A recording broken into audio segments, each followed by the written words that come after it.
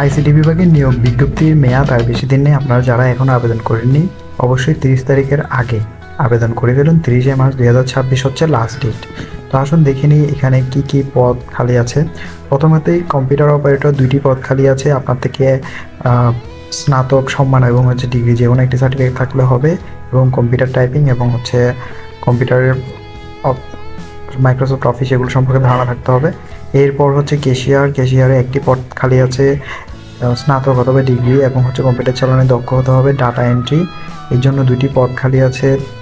উচ্চ মাধ্যমিক অর্থাৎ এইচএসসি সার্টিফিকেট থাকলেই আপনারা এটিতে আবেদন করতে পারবেন।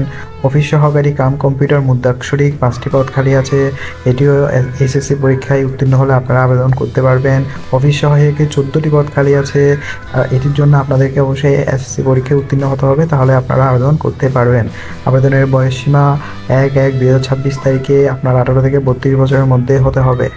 এবং 4 নং ক্রমিকে উল্লেখিত পদে বিভাগীয় ক্ষেত্রে বয়সসীমা 40, অর্থাৎ আপনারা যারা 4 নম্বর পদে আবেদন করবেন তাদের জন্য বয়সসীমা 40 পর্যন্ত শিথিল করা হয়েছে।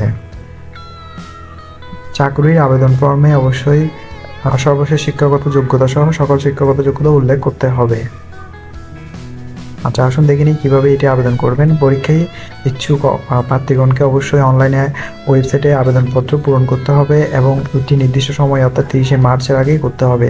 আপনারা আবেদন ফি পূরণ করার পর আপনাদেরকে একটি ইউজার আইডি দেওয়া হবে। সেই ইউজার আইডির মাধ্যমে আপনারা আপনাদের পরীক্ষার ফি জমা দিতে হবে। পরীক্ষার ফি বিস্তারিত এখানে দেওয়া আছে। 1 থেকে 4 নং পদের জন্য টোটাল 112 টাকা, 5 নং পদের জন্য টোটাল অনধিক 72 ঘন্টার মধ্যে 56 টাকা প্রদান করতে হবে।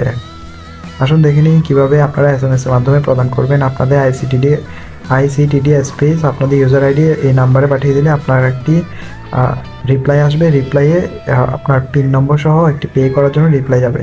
তখন আপনি ইয়েস লিখে সেই SMS-টি রিপ্লাই করলে আপনার অ্যাকাউন্ট থেকে অর্থাৎ টেলিটক সিম থেকে টাকাটা কেটে নেবে এবং আপনাকে একটি ইউজার আইডি এবং পাসওয়ার্ড দিবে, এবং সেটি আপনারা ict.teletalk.com.bd-তে লগ ইন করে এখান থেকে অ্যাডমিট কার্ড সংগ্রহ করতে পারবেন পরীক্ষা দেওয়ার জন্য। তো বন্ধুরা, আপনারা যারা এখনও আবেদন করেনি তারা খুব দ্রুত আবেদন করে নিন। ধন্যবাদ সবাইকে।